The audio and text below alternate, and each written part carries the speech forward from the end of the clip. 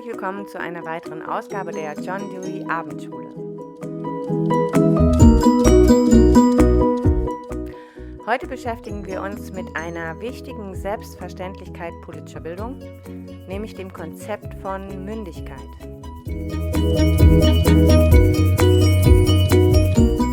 Mündigkeit ist in der politischen Bildung so zentral, dass es uns oft gar nicht leicht fällt, zu erklären, was damit eigentlich gemeint ist. Das schauen wir uns heute mal genauer an.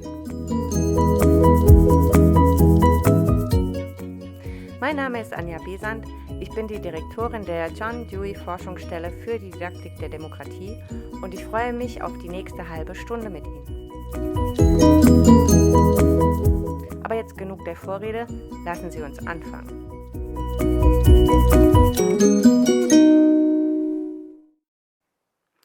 In der politischen Bildung geht es um Mündigkeit. So viel ist klar.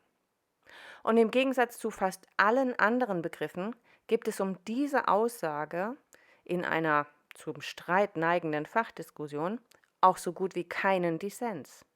Aber was um Gottes Willen ist eigentlich Mündigkeit? Als Rechtsbegriff bezieht sich Mündigkeit auf die Geschäfts- und Delikt- oder Schuldfähigkeit und ist mit dem Erreichen eines bestimmten Alters verbunden, der Volljährigkeit.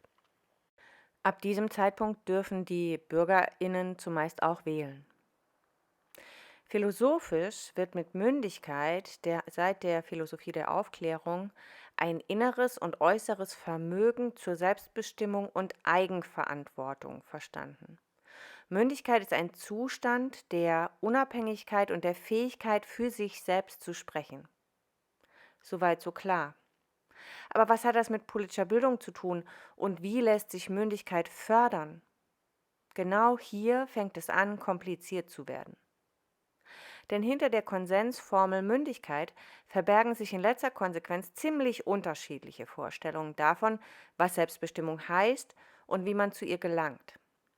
Möglicherweise hat es der Begriff der Mündigkeit nur deshalb geschafft, als breite Konsensformel in der politischen Bildung zu gelten, weil er gleichzeitig so unscharf ist. Okay, aber versuchen wir den Zusammenhang hier mal ein bisschen aufzuhellen.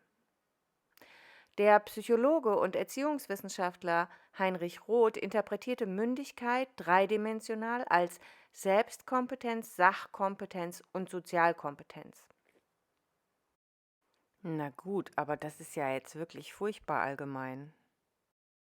Eine in der Politikdidaktik gängige und weit verbreitete Formel für Mündigkeit wurde im Kompetenzmodell der GPJE, der Gesellschaft für Politikdidaktik, politische Jugend- und Erwachsenenbildung, gefasst.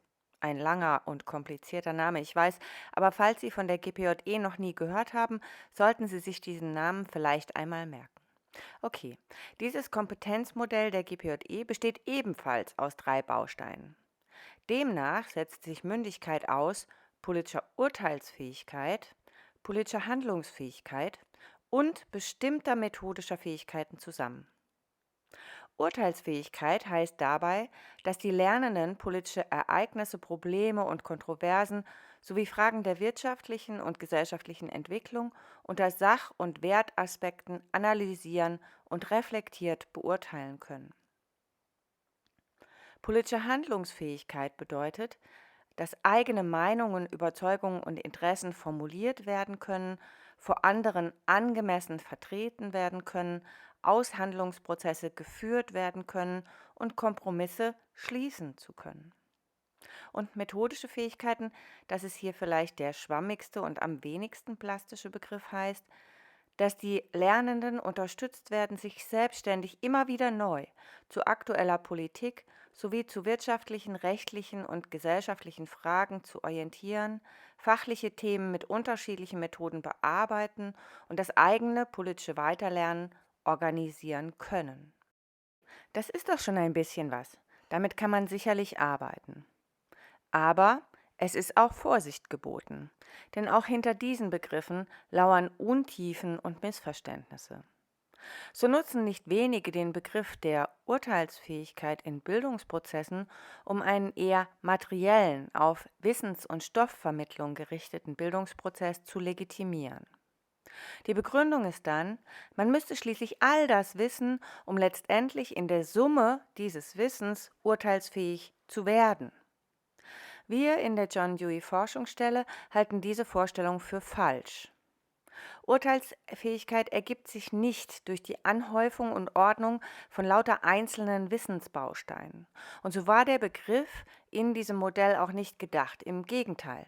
Das Kompetenzmodell der GPJE wurde entwickelt, um einem materiellen Bildungsverständnis zu entgehen und der Stoffhuberei etwas entgegenzusetzen.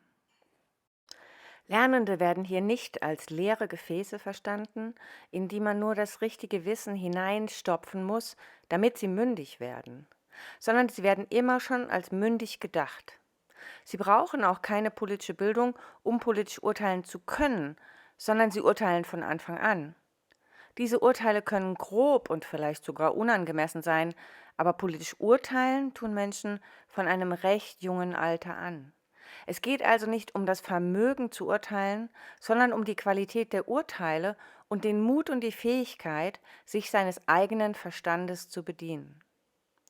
Die Aufgabe politischer Bildung ist es, Hilfestellung zu geben, diesen Mut zu entwickeln, das politische Urteilen zu üben und dabei gleichzeitig die Qualität von politischen Urteilen zu unterstützen, indem zum Beispiel mehr Perspektiven in die eigenen Überlegungen einbezogen werden können oder die Fähigkeit entwickelt wird, politische Forderungen in ihren verallgemeinerbaren Konsequenzen zu überblicken. Sie mögen jetzt einwenden, dass das alles doch ziemlich schulbezogen ist und dass das Problem der Wissensmast außerschulisch keine Rolle spielt. Und Sie haben recht einerseits. Dieses Modell ist mit dem Blick auf die Schule entwickelt worden. Aber es macht auch außerhalb der Schule Sinn. Und auch außerhalb der Schule finden sich nicht wenige Akteure, die im Kontext von Angeboten zur politischen Bildung weit überwiegend auf die Vermittlung von Wissen setzen, in Abendveranstaltungen und Vorträgen, in Workshops und schulischen Kooperationen.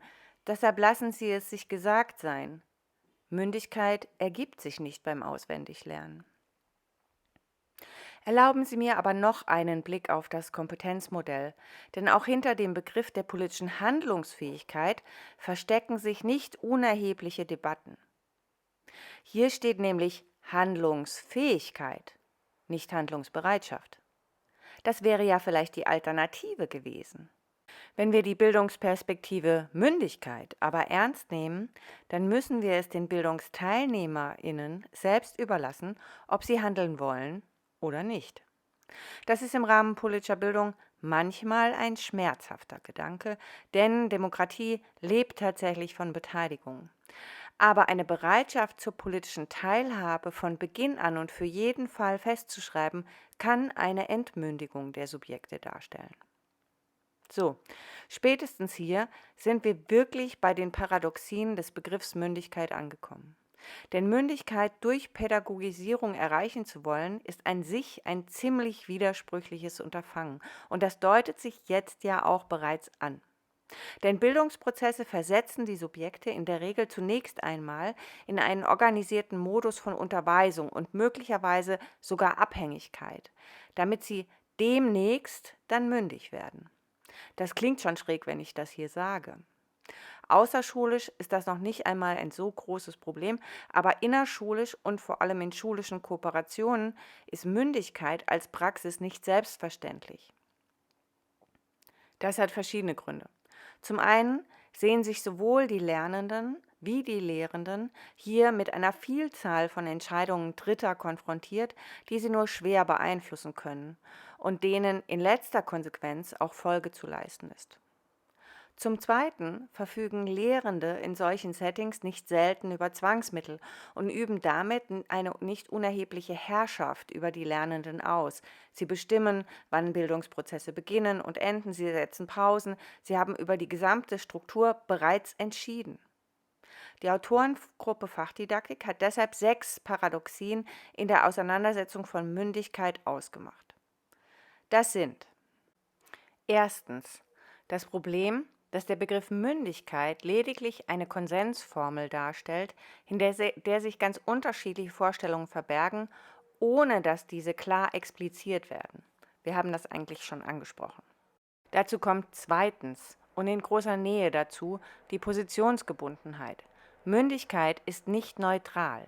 Je nach Standpunkt, Menschenbild und Rationalitätsbegriff kann es unter dieser Überschrift um völlig gegensätzliche Dinge gehen. Auch den dritten Punkt haben wir bereits angesprochen. Die Autorengruppe nennt ihn Herrschaft und unterstreicht, dass Bildungsprozesse von Machtstrukturen durchzogen sind und unter diesen Bedingungen Mündigkeit keine gängige Praxis ist. Dazu passt auch der Punkt der Widersprüchlichkeit, die sich bei der Vermittlung von Mündigkeit in pädagogischen Konstellationen ergibt und führt uns schließlich zur Kontroversität, womit die Autorengruppe darauf verweist, dass es keineswegs klar, sondern ziemlich strittig ist, wie Mündigkeit als Ziel von Bildungsprozessen zu erreichen wäre. Der letzte Aspekt, der in diesem Sechser-Set angesprochen wird, ist die Verweigerung. Dieser Begriff unterstreicht, dass Mündigkeit nicht nur an den Bedingungen ihrer Vermittlung scheitern kann, sondern auch an der Verweigerung der Subjekte, die Selbstbestimmung unter diesen Voraussetzungen möglicherweise gar nicht erst anstrebt. So, das war ein ziemlich schneller Ritt durch die Paradoxien. Ich habe das betont kurz gehalten, weil wir die meisten ja bereits angesprochen haben. Aber vielleicht sollten wir uns noch einmal ganz kurz damit beschäftigen, welche Konzepte von Mündigkeit sich eigentlich hinter der angesprochenen Konsensformel verbergen. Was ist eigentlich strittig im Kontext von Mündigkeit, wenn wir von den Möglichkeiten ihrer Vermittlung einmal absehen? Eine Antwort auf diese Frage wird sichtbar, wenn wir uns die Frage stellen, wer eigentlich aus welchem Grund mündig sein sollte. Die Frage ist also, wer benötigt wozu eigentlich Mündigkeit?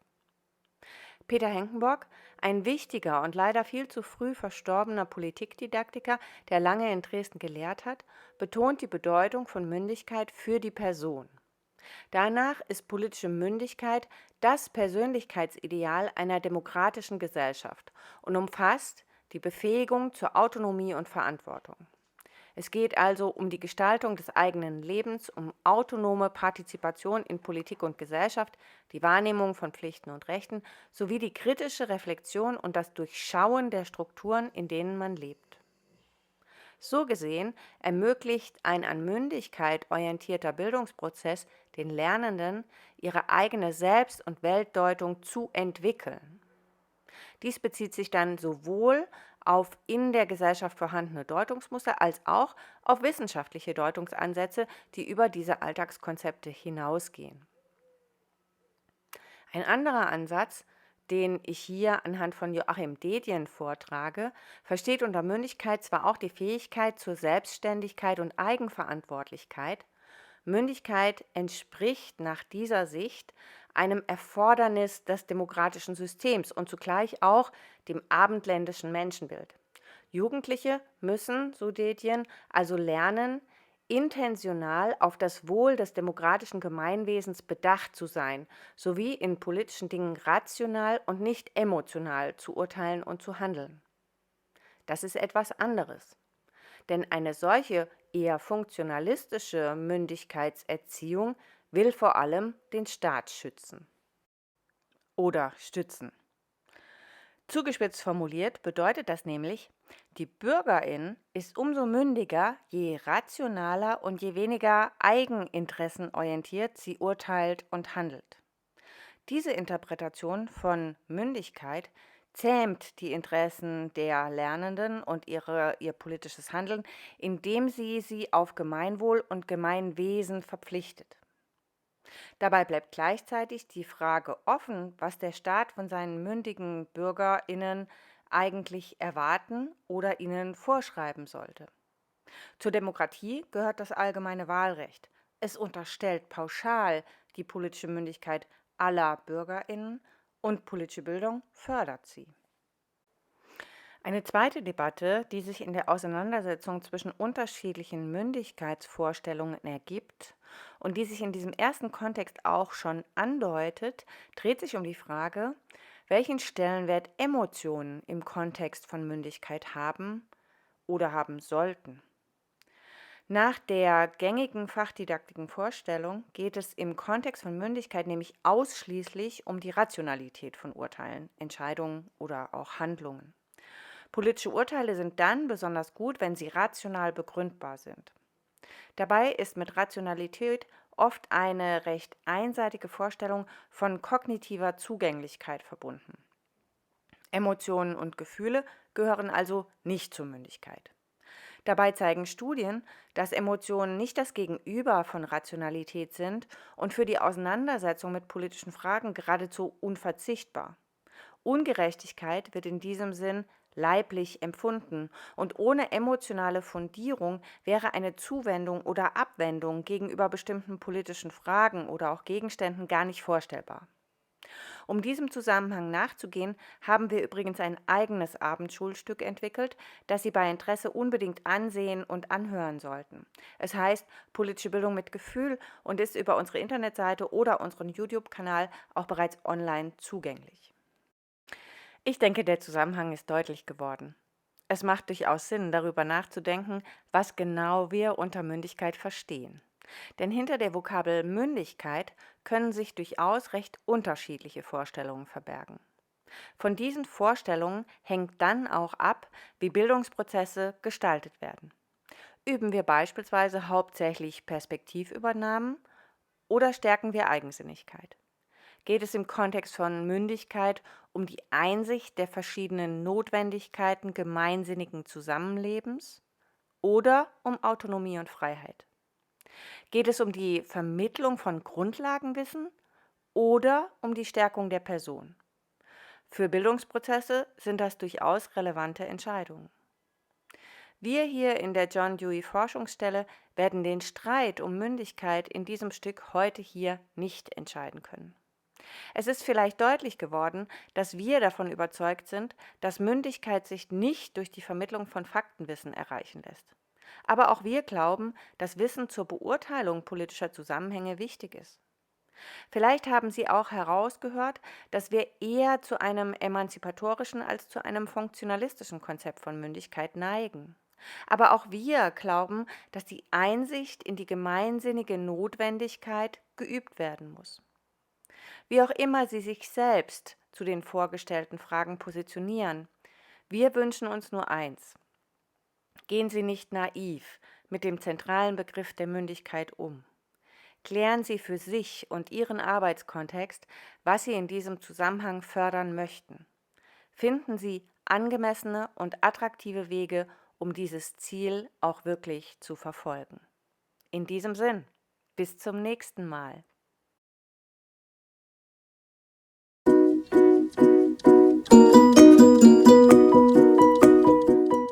Vielen Dank fürs Zuhören und Mitdenken.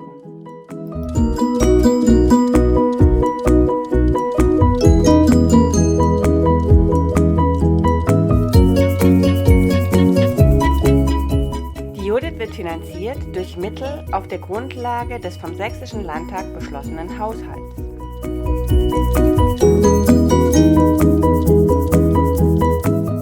Auch dafür haben wir natürlich zu danken.